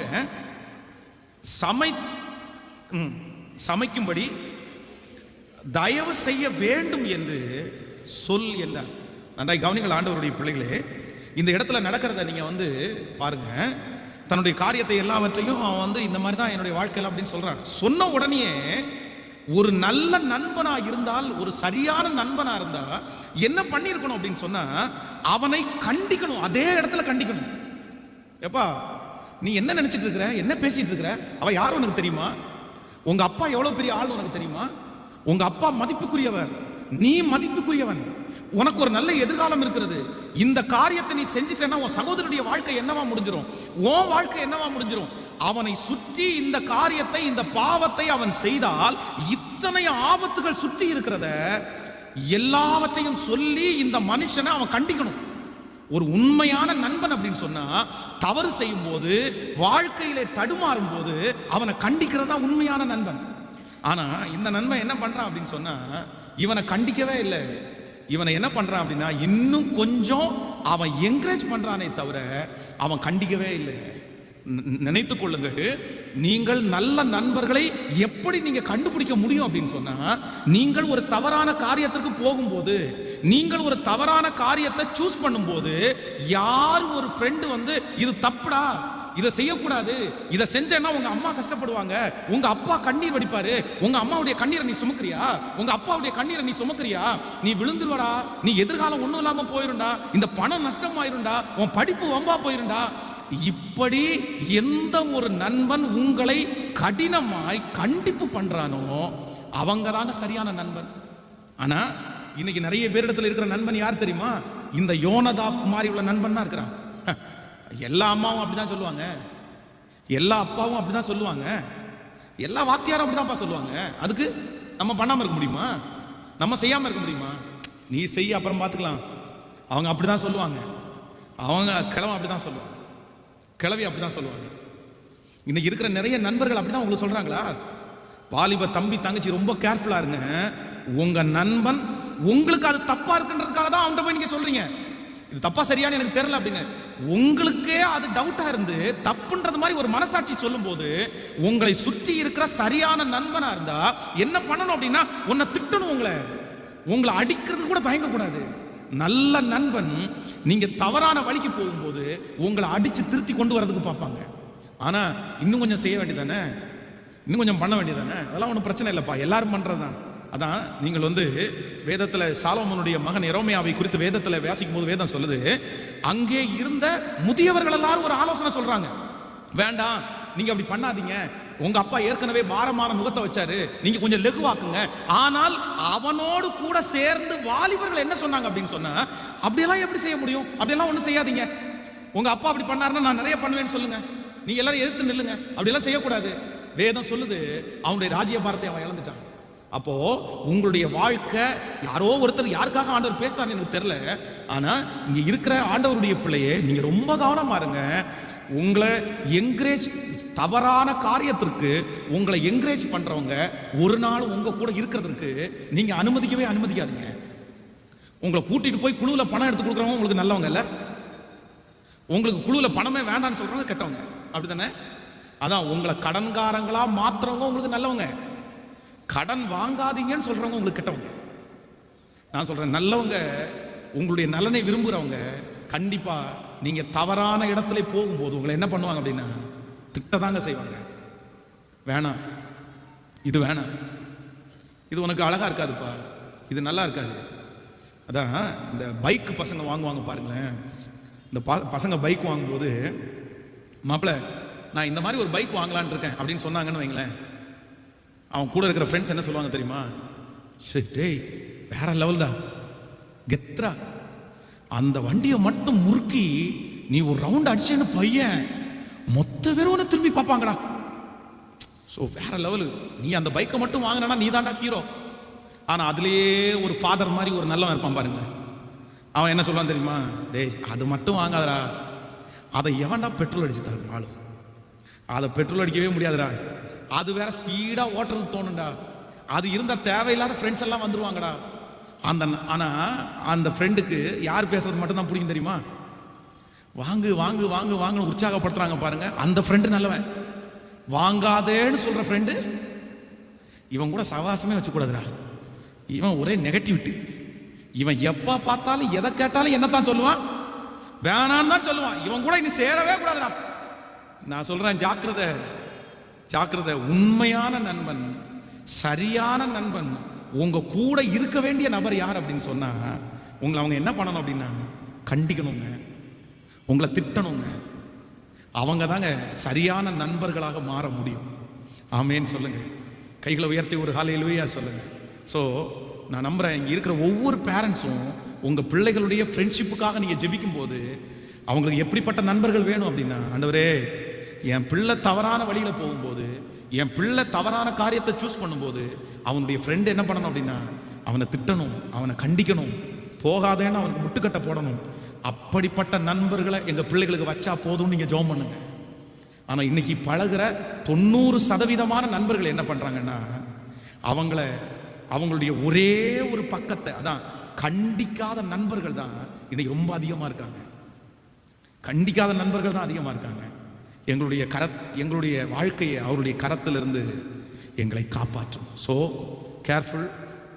ஒரு வாலிப தம்பிக்கு எச்சரிப்பு கொடுக்குறேன், வாலிப தங்கச்சிக்கு எச்சரிப்பு கொடுக்குறேன். நீ பேசுறது எல்லாத்துக்கும் ஆமாஞ்சாமி போடுற ஃப்ரெண்டை விட்டு தயவு செய்து வந்துரு. உன்னை கண்டிக்காத ஃப்ரெண்ட்ஸை விட்டு தயவு செய்து வெளியே வந்துருங்க, வேண்டாம். அந்த நண்பன் உங்களுக்கு வாழ்க்கையை விரும்பல, அந்த நண்பன் உங்களுடைய உயர்வை விரும்பல, அந்த நண்பன் உங்களுடைய தீமையை தான் விரும்புகிறேன். நான் நம்புறேன், உண்மையிலே இந்த ஊழியத்திற்காக உருவாக்கப்படுவதற்கு ரொம்ப முக்கியமான காரணம் என் ஃப்ரெண்டு தாங்க. நாங்கள் 2 பேர், 2 நண்பர்கள். நாங்கள் 2 பேரும் சேர்ந்து ஒரே நாளில் ஞானஸ்நானம் எடுத்தோம். 2 பேரும் சேர்ந்து ஒரே நாளில் ஊழியத்துக்காக ஒப்பு கொடுத்தோம். நாங்கள் 2 பேரும் ஒன்றா தான் சர்ச்சுக்கு போவோம். நாங்கள் 2 பேரும் சர்ச்சில் ஒரே லைனில் உட்காருவோம். நாங்கள் 2 பேருமே மியூசிக்கை மாற்றி மாற்றி வாசிப்போம். இது எல்லாத்துலேயுமே. அதான் ஞாயிற்றுக்கிழமை நான் சொல்லிக்கிறேன், பாஸ்டர் ஒரு நாள் சினிமா பார்க்கக்கூடாது பிரசங்கம் பண்ணும்போது நாங்கள் 2 பேரும் அது வரைக்கும் பயங்கரமாக சினிமா பார்ப்போம். எங்களுக்கு அது பெரிய இதுவும் தெரியும். எங்களுக்கு ஊர்லேயே ஒரே ஒரு டிவி தான் வச்சுருப்பாங்க. அந்த டிவியை பார்க்கறதுக்கு இடம் போட்டு டிவி பார்ப்போம். பாஸ்டர் இந்த மாதிரி நீங்கள் சினிமா பார்த்தீங்கன்னா நரகத்தானா போவீங்க அப்படின்னு சொன்ன உடனே நாங்கள் 2 பேரும் ஒரே நாளில் தீர்மானம் எடுத்து சினிமா பார்க்கறத அவாய்ட் பண்ணுறதுக்காக 3 கிலோமீட்டர் நடந்து வருவோம். சும்மா நடந்து பேசிட்டே நடப்போம். அப்போ ஒரு நாள் ரொம்ப சின்ன வயசில் ஒரு சாக்லேட், அந்த சாக்லேட்டை என் கையில் நான் வச்சுருக்கிறேன். அப்போ அதை கையில் பொத்தி வச்சுருக்கிறேன். அப்போ என்கிட்ட கேட்குறேன், யாருக்குடா இந்த சாக்லேட் வச்சுருக்கிறேன் அப்படின்னு சொல்கிறேன். அது அறியாத வயசு. அப்போ நான் சொல்கிறேன், ஒரு பொண்ணுடைய பேரை சொல்கிறேன், அவளுக்கு கொடுக்கறதுக்காக தான் வச்சுருக்கேன் அப்படின்னு சொல்கிறேன். உடனே அவன் என்ன பண்ணான்னா, என் கையிலேருந்து பிடுங்கி வாங்கி ஒரு அம்மி இருக்கு பாருங்க, அம்மி கல், அந்த கல்லுக்கு மேலே வச்சு அப்படியே நச்சுட்டான். அப்படியே நச்சு தூக்கி போட்டு என்னை திட்டி, நீ என்ன ஆண்டவருடைய கோபத்துக்கு ஆளாக போறியா? ஏசப்பா உன்னை அடிச்சிருவா தெரியுமா? உனக்கு இப்படிப்பட்ட புத்தி எப்படா வந்துச்சு உனக்கு? இரு, நான் பாஸ்டர்ட்ட உனக்கு சொல்லித்தரவங்க. அது அது அது தவறுன்னு சொல்லாத பெருசாக தெரியாத காலத்திலேயே அவ்வளோ தூக்கி எல்லாத்தையும் போட்டு பிச்சு என்ன ஒரு வழி பண்ணிட்டான். அவ்வளோதான், சாமி இவன்ட்ட தப்பிக்க முடியாதுன்ற மாதிரி ஆயிடுச்சு. சாரிடா தெரியல, எனக்கு தெரியலடா அப்படின்னு. ஆனால் உண்மையிலே சொல்கிறேன், இன்னைக்கு 2 பேருமே ஊழியத்தில் இருக்கிறோம். நான் அவனும் தவறு செய்யும் போது, அதான் ஒரு நாள் சைக்கிள் ஓட்டணும்னு ரொம்ப ஆசை வந்துச்சு. அப்போ அவன்கிட்ட சொன்னேன், சைக்கிள் ஓட்டணும்னு ஆசை வருதான்னு சொன்ன உடனே அவன் போய் அவங்க அப்பாவுடைய அந்த ரப்பர் ஷீட் அதை திருடி ஒரு இடத்துல ஒளிச்சு வச்சு வந்துட்டான். அப்போ நான் அவனை சத்தம் போட்டேன், டேய் நீ பண்ணதான் தாண்டா நம்ம 2 பேரும் பாடுபடுறோம், கர்த்தர் நம்மளை தண்டிச்சிட்டாரா அப்படின்னு சொல்லிட்டு. இப்படியே ஒருத்தருக்கு தவறு செய்யும் போது நாங்கள் 2 பேரும் கண்டிக்கிறவங்களா தான் இருந்தோம். அவன் இன்னைக்கு பெரிய ஊழியத்தை செய்கிறான். ஆண்டவர் என்னையும் இன்னைக்கு ஊழியக்காரனா வச்சுட்டாரு. அப்போ நான் நம்புகிறேன், இங்கே இருக்கிற ஒவ்வொரு வாலிப தம்பிக்கும் தங்கச்சிக்கும் ஒரு ஆலோசனை சொல்கிறேன். உன் ஃப்ரெண்டு உன்னை என்ன பண்ணணும் அப்படின்னு சொன்னால், உன்னை கண்டிக்கிற ஃப்ரெண்டு தான்ப்பா உனக்கு தேவை. உன்னை எல்லாத்துக்கும் என்கரேஜ் பண்ணுற ஃப்ரெண்டை நீ உன் கூட வச்சுக்காத. அவங்க கடைசியில் உன்னை என்கரேஜ் பண்ணி உன்னை பொல்லாத இடத்துல கொண்டு போய் உட்கார வச்சுருவாங்க. இப்படியே அடங்கியிருக்க போறியா? இப்படியே எத்தனை நாள் உங்கள் அப்பாவுடைய வார்த்தை கேட்க போற, உங்கள் அம்மாவுடைய வார்த்தை கேட்க போற? நீ ஒரு நாள் வெளியே வந்தாதான் மாப்பிள்ள, இல்லைன்னா ஒரு நாள் நீ எதிர்த்தாதான். ஒரு நாள் ஏற்று பேசு, உங்க அப்பா வாய் அடக்கிறாரா இல்லையான்னு பாரு, உங்க அம்மா வாய். இப்படி தவறான விதத்திலே ஆலோசனை சொல்லி இந்த யோனதாப் மாதிரி ஆலோசனை கொடுக்குற எத்தனையோ நண்பர்கள் இருக்கிறாங்க. நீங்க நல்லவங்க, இங்க இருக்கிற நிறைய வாலிப தம்பி நல்லவங்க, தங்கச்சி நல்லவங்க, கணவன் மனைவி நல்லவங்க. ஆனா உங்களை இப்படி மாத்துனது யாரு? நான் ஆதங்கத்தோட சொல்றேன், உங்களை யார் மாத்துனா? நீ கோவப்படாத ஆளு, உங்க அம்மா அப்பாவை எதிர்த்து பேசாத ஆளு, நீ இன்னைக்கு எதிர்த்து பேசுற அளவுக்கு உன்னை யார் கொண்டு வந்து விட்டா? இது உன் குணமே இல்ல. நீ அம்மா அப்பாவை ஏத்து பேச மாட்டேன்னு தானே முடிவு எடுத்திருக்கிற. நீ ஆண்டவருடைய வார்த்தையை கேட்கும் போது நான் அப்படி செய்ய மாட்டேன்னு சொன்ன இல்ல. ஆனா இன்னைக்கு உங்க அம்மாவை கண்ணீர் வடிக்க வைக்கிறீங்க இல்ல, உங்க அப்பாவை கண்ணீர் வடிக்க வைக்கிறீங்க இல்ல. அதான் 20 வருஷம் 22 வருஷம் உன்னை வளர்த்துற அம்மா அப்பா உனக்கு பெருசா தெரியல, 4 வருஷமா இருந்த ஃப்ரெண்டு உனக்கு பெருசா தர்றாங்கல்ல. அம்மா அப்பாவை தூக்கி போட்டுருவேன், ஆனா என் ஃப்ரெண்டு தூக்கி போட மாட்டேன். அம்மா அப்பாவை வெறுத்துருவேன், எங்க அம்மா அப்பா அழுதா கூட பரவாயில்ல, ஆனா என் ஃப்ரெண்டு கண்ணு கலங்க கூடாது இல்ல. இல்ல, நான் ஒன்னு சொல்றேன், எந்த நண்பனுக்காக நீ ரொம்ப ரொம்ப பாடுபடுறியோ, எந்த நண்பனுக்காக உன்னுடைய குணத்தை நீ விட்டு கொடுத்தியோ, எந்த நண்பனுக்காக அம்மாவை அப்பாவை சர்ச்சை ஜெபத்தை நீ விட்டியோ, அந்த நண்பன் உன்னை உயர்த்த மாட்டான். ஒரு நாள் அந்த நண்பன் உன்னை அழிக்கிறதுக்கு கொண்டு போய் நிறுத்திடுவான். நீ அந்த ஃப்ரெண்ட்ஷிப் வச்சதற்காக நீ துக்கப்படுற காலம் வரும். நான் தெரியாமையும் கூட கை கொடுத்துட்டேன், தெரியாமையும் கூட நான் பழகிட்டேன், ஒரு பொல்லாத மனுஷன் கூட நான் பழகிட்டேன்னு நீ ஃபீல் பண்ற ஒரு காலம் வரும். அதற்காக தான் ஆண்டவர் இன்னைக்கு ஊழியக்காரன் மூலமா பேசுறாரு, ரொம்ப ஜாக்கிரதை, ரொம்ப ஜாக்கிரதை. ஃப்ரெண்ட்ஷிப் ரொம்ப அவசியம். உன்னை எங்க வேணாலும் கொண்டு போய் தள்ளிடுவாங்க. உன்னை ஆண்டவரை விட்டு பிரிச்சிருவாங்க, உன்னை குடும்பத்தை விட்டு பிரிச்சிருவாங்க, அம்மா அப்பா விட்டு பிரிச்சிருவாங்க. உன்னை உனக்கு ஆண்டவர் கொடுத்த எல்லா கிருபை வரங்களையும் உன் ஃப்ரெண்டு இழக்க பண்ணுவாங்க. உனக்கு சிகரெட் அடிச்சு பழக்கம் இல்லப்பா, உனக்கு தண்ணி அடிச்சு பழக்கம் இல்லப்பா, ஆனா உன்னை பழக்கி விடுவாங்க. உனக்கு SMS பண்றதுக்கு பழக்கம் இல்லப்பா, ஆனா உனக்கு பழக்கி விடுவாங்க. உன்னை எல்லா கெட்ட காரியத்திலையும் சில நண்பர்கள் உங்களை பழக்கி விட்டுருவாங்க. இன்னைக்கு அந்த மாதிரி கெட்ட பழக்கங்களில் ஈடுபட்டிருக்கிறவங்க எல்லாரும் அவர்களாக தானாய் போய் பழகினாங்க நினைச்சிட்டீங்களா? தானா போய் குடிக்க போயிட்டாங்களா? தானா போய் சிகரெட் அடிக்க போயிட்டாங்களா? இல்ல, அவங்க யாரோ ஒருத்தர் மோட்டிவேட் பண்றது, யாரோ ஒருத்தர் அப்படி வழி நடத்துறாங்க. அதனால எல்லா பிள்ளைகளும் ஜெபம் பண்ணுங்க, ஆண்டவரே தவறான நண்பர்களை, என்னை விட்டு எடுத்து போடுங்க ஆண்டவரே. ஹல்லேலூயா. எல்லாருடைய கைகளையும் உயர்த்தி ஆண்டவரத்தில் சொல்லுங்க, ஆண்டவரே எங்களை கண்டிக்காத நண்பர்கள் எங்களுக்கு வேண்டாம். எங்களை தீமை இதுதான் அப்படின்னு சொல்ற அந்த நண்பர்களுக்கு போதும் ஆண்டவரே. ஸ்தோத்திரம், ஸ்தோத்திரம், ஸ்தோத்திரம். ஆமென். கைகளை உயர்த்தி ஒரு ஹல்லேலூயா சொல்லுங்க. நம்பர் 3, மூன்றாவதாக, எப்படிப்பட்ட மனிதர்களை நம்ம கூட வச்சுக்கூடாது, இல்லைன்னா எப்படிப்பட்ட ஃப்ரெண்டு நமக்கு ஆபத்தானவர்கள், நம்முடைய நல்ல நண்பர்கள் கெட்ட நண்பர்கள் அப்படின்றத எப்படி நம்ம கண்டுபிடிக்க முடியும் அப்படின்னா, 6வது வசனத்தை 5வது வசனத்தை வாசிக்கலாம். அதனுடைய பின்பகுதியே, அவள் கையினாலே சாப்பிடும்படிக்கு நான் பார்க்க என் கண்களுக்கு முன்பாக சமைக்கும்படி தயவு செய்ய வேண்டும் என்று சொல் என்றார். அப்படியே அம்னோன் வியாதிக்காரனை போல படுத்துக்கொண்டு ராஜா தன்னை பார்க்க வரும்போது ராஜாவை நோக்கி, என் சகோதரியாகிய தாமார் வந்து எனக்கு நான் அவள் கையினாலே சாப்பிடும்படிக்கு என் கண்களுக்கு முன்பாக 2 நல்ல பணியாரங்களை பண்ணும்படி உத்தரவு கொடுக்க வேண்டும் என்றார். அப்பொழுது தாவீது வீட்டுக்கு தாமாரிடத்தில் ஆள் அனுப்பி, நீ உன் சகோதரனாகிய அம்னோன் வீட்டிற்கு போய் அவனுக்கு சமையல் பண்ணி கொடு என்று சொல்ல சொன்ன. நன்றாய் கவனிங்கள் ஆண்டவருடைய பிள்ளைகளே, இந்த அம்னோனிடத்திலே இருந்த இந்த பாவம், அம்னோனிடத்திலே இருந்த இந்த கண்களின் இச்சை ஒரு நாள் ஆரம்பித்ததல்ல. ஏற்கனவே இந்த கண்களின் இச்சையினாலே இவன் பிடிக்கப்பட்டு பாவத்துக்கு உள்ளாகி இவனுடைய உடம்பு மெலிகிற அளவிற்கு இப்ப வருஷங்கள், நான் சொல்றேன் பல மாதங்கள் வருஷங்கள் ஆயிடுச்சு. அவன் வாழ்க்கையில அந்த பாவம் வந்து சில மாதங்களாக சில வருஷங்களாக தொடர்ந்துட்டே இருக்குது. ஆனா இத்தனை நாட்களாக அந்த கண்களின் இச்சையினால அவன் விழுந்தாலும் அந்த பாவத்தை செய்கிறதற்கு அவனுக்கு துணிகரமே வரல. அவனுக்கு ஒரு பயம் அவனுக்குள்ள இருந்துட்டேச்சு. அவன் துணிகரமா அதை செய்யவே இல்லை. அவன் தடுத்து போட்டே வந்தான். வேண்டாம் வேண்டாம் வேண்டாம். அவன் மனசாட்சி குறுத்திட்டே இருந்துச்சு. அதான் உடம்பே மெலிஞ்சு போகுதுன்னா அவன் அதை குறித்து எவ்வளவு கவலைப்பட்டிருப்பான், எவ்வளவு கவலை வந்திருக்கும். ஆனா இத்தனை வருஷமா இத்தனை மாசமா உடம்பு மெலிகிற வரைக்கும் யோசிச்ச அந்த அம்னோன் இப்போ ஒரு தன்னுடைய நண்பன் சொன்ன அடுத்த நிமிஷத்துல அந்த காரியத்தை செய்யறதுக்கு அவனுடைய இருதயத்துல துணிகரம் கொண்டான். இதுக்கு என்ன அர்த்தம் அப்படின்னு சொன்னா, நான் நம்புறேன் இந்த யோனதாப் அவன் நல்ல ஃப்ரெண்ட் இல்லை. இவன் என்ன பண்ணிட்டான் அப்படின்னா, இந்த அம்னோனுக்கு ஒரு பெரிய நம்பிக்கையை கொடுத்துட்டான், ஒரு பெரிய தைரியத்தை கொடுத்துட்டான். நீ செய்டா, நான் உன் பின்னாடி இருக்கிறேன், நீ செய்டா, நான் பார்த்துக்கிறேன். நம்பர் 3, மூன்றாவதாக, எந்த நண்பர்களுக்கு நீங்க ரொம்ப ஜாக்கிரதையா இருக்கணும்னா, உங்களுக்கு கான்பிடென்ட் கொடுக்குறாங்கல்ல, உங்களுக்கு நம்பிக்கை கொடுக்குறாங்கல்ல, உங்களுக்கு தைரியத்தை கொடுக்குறாங்கல்ல, உங்களுக்கு தைரியத்தை கொடுக்கிற நண்பர்களிடத்துல நீங்க ரொம்ப ஜாக்கிரதையா இருங்க, ரொம்ப ஜாக்கிரதையா இருங்க. அதான் கணவனாக இருந்தாலும் மனைவியா இருந்தாலும், நீ ஒரு 10 நாள் பிரிஞ்சிரு, அப்ப தெரியும். நீ வந்து அவனை கொஞ்சம் வழிக்குள்ள கொண்டு வர்றதுக்கு இந்த மாதிரி அந்த பழக்கம் உங்களுடையதே இல்லை. நன்றாய் கவனிங்கள். நீங்க கல்யாணம் பண்ணும் போது எடுத்த தீர்மானம் என்ன அப்படின்னா, என்ன பிரச்சனை வந்தாலும் என் கணவனாரை விட்டு நான் பிரிய மாட்டேன், என்ன அடிச்சே அவர் கொண்டு போட்டா கூட நான் சாவேனே தவிர நான் என் வீட்டுக்கு போக மாட்டேன் தான் நிறைய பேர் தீர்மானம் எடுத்தாங்க.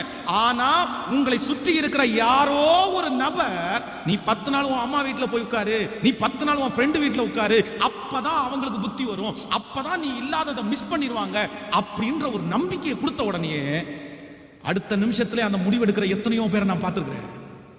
அந்த முடிவெடுத்து பாதிக்கப்பட்ட எத்தனையோ பேரை பார்த்துருக்கிறேன்.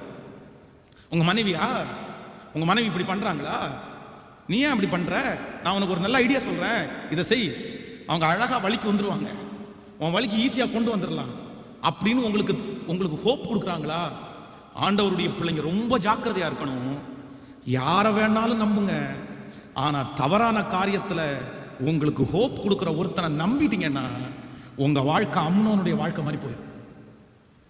அம்னோனுடைய வாழ்க்கை மாதிரி போயிடும். என் கண்களால பார்த்துருக்கிறேன், என் கண்களால பார்த்துருக்கிறேன் நம்பிக்கை கொடுக்குற மனுஷன். வாலிப தங்கச்சி தம்பி ரொம்ப ஜாக்கிரதையா இரு, ரொம்ப ஜாக்கிரதையா இரு. 20 வயசுல ஒரு பையனுக்கு திருமணம், 20 years, 20 வயசு, 21வது வயசுல கணவன் மனைவி 2 பேரும் பிரிகிறாங்க. வேற எதுவுமே ரீசன் இல்லை. அந்த பொண்ணு அவங்க வீட்டில் அழகா படிச்சுட்டு இருக்கா. இந்த பையன் படிப்பு தலையில யாரில்ல, அதுக்கப்புறம் வேலைக்கு போயிட்டு இருக்கான். 2 பேரும் அப்படி வாழ்ந்துட்டு இருக்காங்க. ஃப்ரெண்ட்ஸ் எல்லாம் சேர்ந்து அந்த பொண்ணு வீட்டில் மாப்பிள்ளை பார்க்க ஆரம்பிக்கிறாங்க. உனக்கு தரமாட்டாங்க, நாங்கள் அவங்க கூட இருக்கிற மாப்பிள்ளை, நீ கல்யாணம் பண்ணு. டேய், கல்யாணம் பண்றதுக்கு ஒண்ணுமே இல்லடா என்கிட்ட. நாங்க உனக்கு வீடு பார்த்து வைக்கிறோம்ப்பா. கல்யாண செலவுக்கு ஒண்ணுமே இல்லடா. செலவு தானே, நாங்க பிரிச்சு ஒவ்வொருத்தருக்கா போட்டு கல்யாணம் பண்ணிக்கிறோம். 5000 ரூபாய் வச்சு கல்யாணம் பண்ணாங்க. அந்த 5000 ரூபாய் வச்சு 10 ஃப்ரெண்ட்ஸ் அந்த பொண்ணுடைய வீட்டில் போய் அவளை கூட்டிட்டு வந்து ஒரு சின்ன 2500 ரூபாய்க்கு ஒரு வீடு வாடகைக்கு பிடிச்சி அவங்கள ஸ்டே பண்ண வச்சு மத்தியானம் எல்லாரும் சாப்பிட்டாங்க. சாப்பிட்டு முடிச்சுட்டு அந்த பொண்ணு போட்டு வந்த 2 கம்மலை எடுத்து கொண்டு போய் வித்து இவங்க பிரிச்சுக்கிட்டாங்க. என்னடா கம்மல் எடுத்துட்டீங்கன்னு கேட்டா, அதான் நம்மள 5000 ரூபாய் செலவு பண்ணிட்டோம்ல, பிரிச்சுட்டோம் ஆள் ஆளுக்கு. வீட்டில் உட்கார வச்சுட்டு அன்னைக்கு போனவங்க தான் திரும்பி வரவே இல்லை.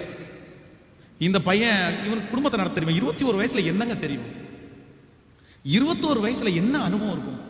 நான் நடத்திடுவேன், நான் செஞ்சிருவேன், நான் பண்ணிடுவேன். என்ன பண்ணிடுவேன்? குடும்பம்ன்றது இன்னும் சாதாரணமானது நினைச்சுக்கிறீங்களா? கல்யாண வாழ்க்கைன்றது என்ன கழட்டி போடுற சட்டம் நினைச்சுக்கிறீங்களா? ஒரே வருஷத்துல அந்த பொண்ணுடைய வாழ்க்கையும் ஒன்றும் இல்லாமல் போச்சு, இந்த பையனுடைய வாழ்க்கையும் ஒன்றும் இல்லாமல் போச்சு. இனி 2வது அவங்க திருமணம் பண்றதுக்கு ரெடி ஆயிட்டு இருக்காங்க. என்னதான் இருந்தாலும் ஏற்கனவே ஒரு டைம் திருமணம் ஆகி முடிச்சவங்க தானே உலகம் சொல்லும். அந்த பொண்ணுடைய வாழ்க்கை என்ன நடந்ததுக்கு பிறகு யோசிச்சு பிரயோஜனம் இல்லை தங்கச்சி. நடக்கிறதுக்கு முன்னாடி யோசிக்கணும். உங்களுக்கு நம்பிக்கை கொடுக்குறவங்கள ரொம்ப கேர்ஃபுல்லா நான் சொல்றேன். இத்தனை ஆசீர்வாதத்தை கத்தர் கொடுத்துருக்கிறாரு, இவ்வளவு ஆசீர்வாதத்தை கத்தர் தந்திருக்கிறாரு. நல்ல சர்ச்சு, நல்ல ஜனங்கள். இப்போ வந்து கடந்த 2 வாரத்துக்கு முன்னாடி ஒரு கணவன் மனைவி 2 பேரும் இளம் தம்பதிங்க 2 பேரும் வராங்க. உங்கள்கிட்டயே கடவுள் வர சொன்னார் பாஸ்டர், அதனால வந்துட்டோம், எங்களுக்கு எப்படியாவது எங்களை இங்கே கூட வச்சுக்கோங்க. கணவன் மனைவி 2 பேர். ஏன் 2 பேருக்கு சோறு கொடுக்க முடியாதுங்க? 2 பேரை வச்சு பார்க்க முடியாதா? ஆனால் எனக்கு ரொம்ப பயமாக இருந்துச்சு. ஐயோ பிரதர், இல்லை பிரதர், நான் வந்து அவ்வளோ உங்கள் ஃபேமிலியை வச்சு அப்படி மெயின்டைன் பண்ணி உங்களை பார்க்குற அளவுக்கு எனக்கு இன்னும் வந்து அந்த தைரியம் எனக்கு வரல. நீங்கள் வந்துருங்க, நான் பார்த்துக்கிறேன் அப்படின்ற தைரியம் எனக்கு இல்லை. எனக்கு அப்படி சொல்ல முடியல. சாரி, நான் ஜாம் பண்ணுறேன். நீங்கள் வேணால் சர்ச்சு கட்டினதுக்கு அப்புறம் வேணா அங்கே வாடகை எல்லாம் இருக்காது, அதுக்கப்புறம் வேணா நான் உங்களை கூப்பிடுறேன், தயவுசெய்து நீங்கள் வந்து வேற ஏதாவது பார்த்துருங்க அப்படின்னு அனுப்பிவிட்டேன். இவ்வளவு வசதிகள் இருந்தும் கர்த்தர் இத்தனை ஊழியத்தை தந்துமே ஒரு குடும்பத்தை நடத்தணும் அப்படின்றதுல இவ்வளவு பயப்படுறேன் நான். ஆனால் சிலருக்கு, சில வாலிப தம்பி தங்கச்சிக்கு ரொம்ப ஈஸியாக நினச்சிக்கிறாங்க. அவங்க நம்பிக்கை கொடுத்த உடனே இதை செய்யலாம்னு நினச்சிக்கிறாங்க. நீ அந்த கம்பெனி விட்டு வெளியே வந்துரு, நான் பார்த்துக்கிறேன், இங்கே போயிரு, நான் பார்த்துக்கிறேன். ரொம்ப கவனமாக இருக்கணும். எந்த நண்பர்கள் உங்களுக்கு ஆபத்து அப்படின்னா, உங்களுக்கு பெரிய பக்கபலம் கொடுக்குறவங்க வந்து எப்பவுமே டேஞ்சர். ஆமேன்னு சொல்லுங்க. பக்கத்தில் கையை பிடிச்சி சொல்லுங்க. உங்களுக்கு தைரியம் கொடுக்குற ஃப்ரெண்ட்ஸ்கிட்ட ரொம்ப ஜாக்கிரதையா இருங்க. ஆமேன். கெட்ட விஷயத்துல உங்களுக்கு நண்பர்கள் என்ன பண்ணிக்கூடாது சொல்லுங்க. சத்தமா கேட்கலையே. தைரியம் கொடுத்துடக்கூடாது. தைரியம். நீங்கள் ஒரு வசனத்தை வாசிங்க, அப்போதான் உங்களுக்கு அது இன்னும் விளக்கமாய் புரியும். நீங்கள் வந்து எஸ்தரின் புஸ்தகம் 5ஆம் அதிகாரத்தை எடுத்துக்கொள்ளுங்கள். எஸ்தரின் புஸ்தகம் 5ஆம் அதிகாரம் 14வது வசனத்தை வாசிக்கலாமா? வாசிங்க, சத்தம் ஒருத்தர் வாசிங்க. அவனுடைய சிநேகிதர் எல்லாரும் அவனை பார்த்து 50 முழ உயரமான ஒரு தூக்கு மரத்தை செய்யப்பட வேண்டும், அதிலே மொர்தெகாயை தூக்கி போடும்படி நாளைய தினம் நீ ராஜாவுக்கு சொல்ல வேண்டும், பின்பு சந்தோஷமாய் ராஜாவுடனே கூட விருந்துக்கு போகலாம் என்றார்கள். இந்த காரியம் ஆமானுக்கு நன்றாய் கண்டதினால் தூக்கு மரத்தை செய்வித்தான். ஹலோ, ஆமான் நல்லவனா கெட்டவனா? சொல்லுங்க. ஆமான் நல்லவனா கெட்டவனா? ஆமான் நல்லவனா கெட்டவனா? கொஞ்சம் கெட்டவன், ரொம்ப நல்லவன். ஏன் நான் என்ன சொல்றேன் அப்படின்னு சொன்னா, மொர்தெகாய் இவனுக்கு வணங்காதது இவனுக்கு கோபமா தான் இருக்குது. மொர்தெகாயை ஏதாவது பழி வாங்கணும்ன்ற எண்ணம் அவனுக்குள்ள இருக்குது. ஆனா ஏதோ ஒரு தடை, சரி வேணாம் விட்டுருவோம், நம்ம ஏன் அப்படி பண்றோம். இப்போ தன்னுடைய வாழ்க்கையிலே நடந்துட்டு இருக்கிறத, ராஜா அவனை கனப்படுத்துறத, அவனை சந்தோஷப்படுத்தினத, ராணி தன்னுடைய விருந்துக்கு அழைச்சத எல்லாத்தையும் வந்து தன்னுடைய மனைவி இடத்துலயும் நண்பரிடத்துலயும் சொல்றான். சொல்லும் போது ஒண்ணு மட்டும் சொல்றான், அந்த மொர்தெகாய் ஒரே ஒருத்த மட்டும்தான் எனக்கு என்ன பண்ண மாட்டான், வணக்கமே கொடுக்க மாட்டான், என்னை மதிக்கவே மாட்டேங்கிறான். நல்ல நண்பனா இருந்தா என்ன பண்ணுவான், சரி எல்லாரும் உன்னை மதிக்கிறாங்கடா, அவன் ஒருத்தன் உனக்கு மதிக்காதனால உனக்கு என்ன குறைஞ்சு போச்சு, நீ விட்டுரு, அவன் ஒரு நாள் கண்டிப்பா அவன் பாதத்துல வருவான், கடவுள் உன்னை நல்லா வைப்பாரு. ஒரு நல்ல மனைவியா இருந்தா, ஒரு நல்ல ஃப்ரெண்ட்ஸா இருந்தா அப்படிதான் சொல்லுவாங்க. ஆனா இந்த மனைவியும் இந்த நண்பர்களும் என்ன சொல்றாங்க அப்படின்னா, இந்த வரு உனக்கு இப்ப கனமெல்லாம் கிடைக்க ஆரம்பிச்சிச்சா? 50 முழ உயரமான 7 முழமே போதும், 5 முழமே போதும். ஆனா எத்தனை முழம்? எல்லாரும் பார்க்கணும். 50 முழ தூக்கு மரத்தை நட்டு அவனை தூக்குல போட்டுட்டு அடுத்துதான் நீ எங்க போனோம்? அவனை தூக்குக்கு போட்டு அதுக்கப்புறம் ராஜாவிடத்துல போய் சந்தோஷமா நீ சாப்பாடு சாப்பிடுப்பா.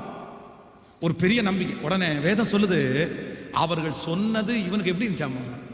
நல்லதாய் கண்டது. அப்படியே உசுப்பு ஏத்துறான்னு சொல்லுவாங்களா, அப்படியே பூஸ்ட் பூஸ்ட். செய்டா செய்டா செய்டா, 50 முழம், நீ எவ்வளவு பெரிய ஆள் தெரியுமா, அப்படி தெரியுமா? ஐயோ, அப்படியே இவர் விழுந்துட்டார். அவ்வளவுதான். எந்த தூக்கு மரத்தை அவர் செஞ்சாரோ, இவங்க இவ்வளவு என்கரேஜ் பண்ணாங்களா?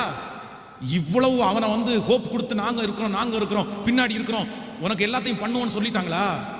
அதுக்கப்புறம் இவன் போய் வெக்கத்தோட திரும்பி வருவான் பாருங்க. முருதகாய தலை மேல கிரீடத்தை வச்சு அவன் முன்னாடி எல்லாரும் தெண்டலிட்டு பண்ணீங்கள் என்று சொல்லி ராஜா சொன்ன போது வெட்கப்பட்டு முகத்தை தொங்க போட்டு வருவார் வீட்டுக்கு. வரும்போது அவங்க கேட்பாங்க, ஏன் என்னாச்சு அப்படின்னு கேட்பாங்க. இந்த மாதிரி ஒரு விஷயம் நடந்து போச்சு, முருதகாய்க்கு முன்னாடி நான் தாழ்ந்து போனேன். அடுத்த நிமிஷம் இந்த ஃப்ரெண்ட்ஸும் இந்த அம்மாவும் என்ன சொல்லுவாங்க தெரியுமா? ஒரு டைம் அவனுக்கு முன்னாடி தாழ்ந்து போயிட்டேல்ல, இனி எப்போ நீ தாழ்ந்து தான் போவ. கொஞ்ச நேரத்துக்கு முன்னாடி என்ன சொன்னாங்க? ஜாக்கிரதையா இருங்க, உனக்கு தைரியம் கொடுக்குற எல்லாரும் கடைசி வரைக்கும் உனக்கு தைரியம் கொடுக்க மாட்டாங்க. உனக்கு தைரியம் கொடுக்குற ஃப்ரெண்ட்ஸு நீ எப்ப கஷ்டப்படுவதற்கு காலடி எடுத்து வைக்கிறியோ அடுத்த நிமிஷத்திலேயே அவங்களும் சேர்ந்து உன் மனசை வருத்தம் தான் படுத்துவாங்க. ஸோ பி கேர்ஃபுல், ரொம்ப கேர்ஃபுல்லாக இருக்கணும். எனக்கு தவறான காரியத்திலே தைரியம் கொடுக்குற நண்பர்கள் எனக்கு, சத்தமாக சொல்லுங்க, கேட்கல, உங்கள் பிள்ளைகளுடைய வாழ்க்கையில் தவறான காரியத்தில் தைரியம் கொடுக்குற நண்பர்கள் உங்களுக்கு, உண்மையான ஒரு நல்ல அம்மா அப்பா உங்கள் பிள்ளைகளுக்கு ஒரு தவறான காரியத்தில் என்ன கொடுக்க மாட்டீங்க? சொல்லுங்க, நான் சொல்றது உங்களுக்கு புரியுதா? நல்ல அம்மா அப்பா, நல்ல தகப்பன் தாய் தவறான காரியத்தில் பிள்ளைகளுக்கு நம்பிக்கை கொடுக்க மாட்டாங்க. நம்பிக்கை கொடுக்க மாட்டாங்க. உங்க பிள்ளைகளுக்கு தைரியம் கொடுக்கறது தப்பு இல்லை சிஸ்டர், பிரதர், தைரியம் கொடுக்கறது தப்பு இல்லை. ஆனா தீமைக்கு ஒரு நாளும் உங்க பிள்ளைகளுக்கு தைரியம் கொடுத்துறாதீங்க. நீங்க இருக்கிற தைரியத்தினால தானே உங்க பிள்ளை உங்க வீட்டை விட்டு வந்துட்டாங்க. நீங்க இருக்கிற தைரியத்தினால தான் ஏத்து பேசினாங்க. நீங்க இருக்கிற தைரியத்தினால தானே அந்த பொண்ணை விட்டுட்டு அந்த பையன் வந்தான். நீங்க இருக்கிற தைரியத்தினால தானே கோர்ட் வரைக்கும் போயிட்டாங்க. நீங்க சொன்ன தைரியத்தினால தானே போலீஸ் ஸ்டேஷன் போனாங்க. உங்க பொண்ணு போலீஸ் ஸ்டேஷன் போறதுக்கு யார் காரணம்? உங்க பையன் போலீஸ் ஸ்டேஷன் போறதுக்கு யார் காரணம்? நீங்க சொன்ன தைரியத்தினால தானே, நீங்க ஹோப் கொடுத்த தைரியத்தினால தானே. அப்ப நான் கேட்கிறேன், ஒரு நல்ல ஒரு தகப்பனார் தாயாரா இருந்தா நீங்க எப்படி அந்த ஹோப்பை கொடுத்துருப்பீங்க? தவறான ஒரு காரியத்துல ஒரு உலகத்தானுக்கு முன்பாக போய் நிற்கிறதற்கு நீங்க தைரியம் கொடுப்பீர்களே, ஆனால் நீங்க எவ்வளவு தூரம் ஆண்டவரோட நடக்கிறீங்க? இல்ல, வேண்டாம் வேண்டாம். அப்படிப்பட்ட மனிதர்கள் நமக்கு ரொம்ப ஆபத்தானவர்கள். எத்தனை பேர் ஆமோதிக்கிறீங்க? கைகளை உயர்த்தி ஒரு ஹல்லேலூயா சொல்லுங்க. எல்லாரும் கையை உயர்த்தி, ஆண்டவரே எனக்கு வேணாம், ஆண்டவரே எனக்கு தவறான தைரியம் கொடுக்குற எந்த மனிதர்களும் எனக்கு வேண்டாம். தவறான தைரியம் கொடுக்குற எந்த மனிதர்களும் எனக்கு வேண்டாம். நீர் அவர்கள் கைகளில் இருந்தெல்லாம் என்னை காப்பாற்றுவீராக. ஆமேன்னு சொல்லுங்க. கடன் வாங்குறதுக்காக நீங்க போகும்போது உங்களுக்குள்ள பயத்தை விதைக்கிறவங்க தான் கரெக்டான மனிதர்கள். ஆமோதிக்கிறீங்களா? ஆமோதிக்கிறீங்களா? எல்லாரும் உண்மைதானே? பண்ணு பார்க்கலாம் அப்படின்னு சொல்றவங்க கிடையாது. ஷேர் மார்க்கெட்ல இன்வெஸ்ட் பண்ணும்போது ஹோப் கொடுக்குறாங்கல்ல, தைரியம் கொடுக்குறாங்கல்ல, ஷேர் மார்க்கெட்ல பண்ணுப்பா. தைரியம் கொடுக்குற நண்பர் என்ன பொறுத்த அளவுக்கும் அவங்க நல்ல நண்பர்கள் இல்லைங்க. நல்ல நண்பர்கள் இல்லைங்க. லாட்ரி சீட்டை வாங்குறதுக்காக உன்னை என்கரேஜ் பண்றவங்க, உங்களை என்கரேஜ் பண்றவங்க நல்ல நண்பர்கள் கிடையாதுங்க. மாப்பிள்ளை என்னைக்குனாலும் உங்களுக்கு யோகா அடிக்கும்னு சொல்றவங்க நல்ல நண்பர்கள் கிடையாது. ஹோப் கொடுக்குற நண்பர்களை நீங்க நம்பி போகாதீங்க. இது யாருக்காக ஆண்டவர் பேசுறாருன்னு தெரியல. ஆனா நான் எப்படி உங்களுக்கு பிரசன்டேஷன் பண்ணேன்னு தெரியல. எனக்குள்ள நிறைய ஆதங்கங்கள் இருக்குது. நிறைய பேரை கண்ணால நான் பார்க்குறேன். நீங்க எத்தனை பேரை பார்க்குறீங்கன்னு தெரியல. நான் ஆயிரக்கணக்கான பேரை பார்க்குறேன். அந்த ஆயிரக்கணக்கான பேர்ல நிறைய பேர் எதில் தான் கெட்டு போறாங்க அப்படின்னா அவங்களுடைய தேவையற்ற நண்பர்களால் தாங்க. அதனால நமக்கு எல்லாருக்கும் ஒருத்தர் நண்பராக இருக்கட்டும். கர்த்தர் ஒருவரே. தேவ சமூகத்தில் எழுப்பி நிற்கலாமா? கர்த்தரிடத்துல கேட்கலாமா? Thank you holy spirit. நன்றி ஆண்டவரே, எங்களுக்கு நல்ல நண்பர்களை தருகிறவர் நீர்தான் ஆண்டவரே. மனிதனை குறித்து எங்களுக்கு கற்றுக் கொடுக்கிற ஒரு நல்ல தேவன் நீர்தான் ஆண்டவரே. ஹalleluya, ஹalleluya. கவனிங்க, எல்லாரும் கவனிங்க. நம்பர் 1, ஃபர்ஸ்ட், நன்மையை மட்டும் சொல்லுகிற நண்பர்கள் அல்ல, ஒரு காரியத்தினுடைய ஆபத்தையும் சொல்லிக் கொடுக்கிறவர்கள் தான் உண்மையான நண்பர்கள். புரியுதா? நான் சொல்றது உங்களுக்கு புரியுதா? நம்பர் 1, ஃபர்ஸ்ட் வந்து ஒரு காரியத்தை உங்க நண்பரிடத்துல ஷேர் பண்ணும்போது, இல்லைன்னா அந்த நண்பர்களுக்கு தெரிய வரும்போது, உங்க சொந்தக்காரங்களுக்கு தெரிய வரும்போது, உங்க அம்மா அப்பாவுக்கு தெரிய வரும்போது, உங்களை சுற்றி இருக்கிறவர்கள் எப்படிப்பட்டவர்கள் உங்களை சுற்றி இருக்கணும் அப்படின்னு சொன்னா, அந்த காரியத்தை குறித்த ஜெயத்தை மட்டும் கிடையாது, அந்த காரியத்தை குறித்த தோல்வியையும் உங்களுக்கு சொல்றவங்க தான் நண்பன். மட்டும் இல்லை, உங்களை சுற்றி இருக்கிறவங்க அப்படிதான் இருக்கணும். நான் சொல்றது புரியுதா உங்களுக்கு? நம்பர் 1 சொல்லுங்க எல்லாரும். ரொம்ப நீங்க மறக்கவே கூடாதுன்றதுக்காக தான் திரும்ப சொல்றேன். நம்பர் 1, முதலாவதாக உங்களை சுற்றி இருக்கிறவங்க எப்படிப்பட்டவங்களா இருக்கணும் அப்படின்னு சொன்னா, வெறும் ஒரு சைடா பேசுறவங்க உங்களுக்கு வேண்டாம். ஒரு சைடா பேசுறவங்க வேணாம். அவங்க என்ன பேசணும்? 2 பக்கம் பேசணும். இதுல லாபம் இருக்கு, லாபத்தையும் பேசணும், நஷ்டத்தையும் பேசணும். உங்களுடைய பெற்றுக்கொள்ளுதலையும் பேசணும், உங்களை இழப்புதலையும் பேசணும். ஆனா லாபத்தை மட்டும் பேசி நஷ்டத்தை பேசல அப்படின்னா டேஞ்சர் பர்சன். அவங்கள கூட வச்சுக்காதீங்க. அவங்களால உங்களுக்கு என்ன வரும் அப்படின்னா ஆபத்து வரும். இந்த யோனதாபனுடைய கேரக்டர் என்ன? ஒரே பக்கத்தை மட்டும் தான் அவன் பேசுறான். ஆபத்தை குறித்து பேச கவனிங்க. இந்த அம்னோனுடைய வாழ்க்கையில எவ்வளவு பெரிய பிரச்சனை, இந்த பாவத்தை மட்டும் இவன் செஞ்சான்னா எவ்வளவு பெரிய பிரச்சனைக்குள்ள அவன் தள்ளப்படுவான் அப்படின்னு சொல்றத யோனதாபுக்கு தெரியுமா தெரியாதா? கண்டிப்பா யோனதாபுக்கு தெரியும். ஏன் அப்படின்னா வேதம் சொல்லுது, அவன் மகா தந்திரவாதி. அவன் யாராமா? டேய், ரொம்ப கஷ்டம்டா, நீ என்ன பேசி ஏதாவது ஒண்ணு பேசலாம்ல, சொல்லவே இல்லை பாருங்க. செய்டா. நம்பர் 2, ரெண்டாவது, உங்களை கண்டிக்காதவங்க உங்க கூட நான் என்ன பொறுத்த அளவில் அவங்கள வச்சுக்காது. உங்களை நேசிக்கிறவங்க கண்டிப்பா என்ன பண்ணுவாங்க? நீங்க தப்பு பண்ணும்போது உங்க மேல உண்மையான அன்பு வச்சுக்கிறவங்க உங்களை கண்டிப்பா. நண்பன் சொல்லிட்டு இருக்கீங்களே, ஃப்ரெண்டுன்னு சொல்லிருக்கீங்களே, அந்த ஃப்ரெண்டினுடைய மிகப்பெரிய குவாலிட்டி என்ன அப்படின்னா அடிக்கிறவங்க தாங்க, கொட்டுறவங்க தாங்க. ஃப்ரெண்டை தவிர வேற யாருமே நம்ம உரிமையா நம்மளை அடிக்க முடியாது. அவன் அடிப்பான், அடிக்கணும். நாங்க அப்படிதான் வளர்ந்துருக்கிறோம். நண்பன் இல்லாம எல்லாம் வளரல. எங்களுடைய ஃப்ரெண்ட்ஷிப் அப்படிதான் இருந்திருக்கு. ஒரு தவறு பண்ணுனா 2 பேரும் ஒருத்தர் திட்டிக்கிறது தான் இருக்கு. நிறைய திட்டுவோம். நம்பர் 3, மூன்றாவது, உங்களை சுற்றி இருக்கிறவங்க எப்படி இருக்கணும் அப்படின்னு சொன்னா, உங்களுக்கு தவறான விதத்துல ஹோப், நம்பிக்கை, உங்களுக்கு பக்க பலன், உங்களுக்கு முதுகெலும்பு, உங்களுக்கு சப்போர்ட்டிவா நான் இருக்கிறேன்னு சொல்றவங்க தவறான விதத்துல சப்போர்ட்டிவா இருக்கிறாங்க அப்படின்னா அவங்கள குறித்து நீங்க என்னவா இருக்கணும் அப்படின்னா ரொம்ப கேர்ஃபுல்லா இருக்கணும். நல்லவங்க தப்பான விஷயத்துல உங்க கூட என்ன பண்ண மாட்டாங்க, நிப்பாங்களா? தப்பான விஷயத்துல உங்களோட நிப்பாங்களா? நிக்க மாட்டாங்க. சும்மா இருந்த ஒரு பையனை வீட்டுல இருந்து கூட்டிட்டு போய் அவன் குடிக்கவே மாட்டான், அவனை ஃபுல்லா குடிக்க வச்சு, நீ எவ்வளவு வேணாலும் குடிச்சிருப்பா, நீ மட்டை ஆய்ப்படு, உன்னை வீட்டுல கொண்டு போய் சேர்க்க வேண்டியது எங்களுடைய கடமை. அவனை குடிக்க வச்சு அவனை மட்டையாக்கி, அதுக்கப்புறம் 4 பேர் சேர்ந்து தூக்கி காருக்குள்ள போட்டு அவனை கொண்டு போய் வீட்டுல போட்டுட்டு இவங்க வீட்டுக்கு போறாங்க. அதான் உலகம். நீங்க கேட்டு பாருங்க, ஒவ்வொருத்தரையும் தனித்தனியா கூட்டு கேட்டு பாருங்க. நண்பர்களால தங்களுடைய வாழ்க்கையில கஷ்டப்பட்டவங்க எத்தனை பேர் லிஸ்ட் சொல்லுவாங்க தெரியுமா? ஃப்ரெண்டை தேடி ஓடாதீங்க, மனுஷனை தேடி ஓடாதீங்க. எனக்கு கர்த்தரே போதுமான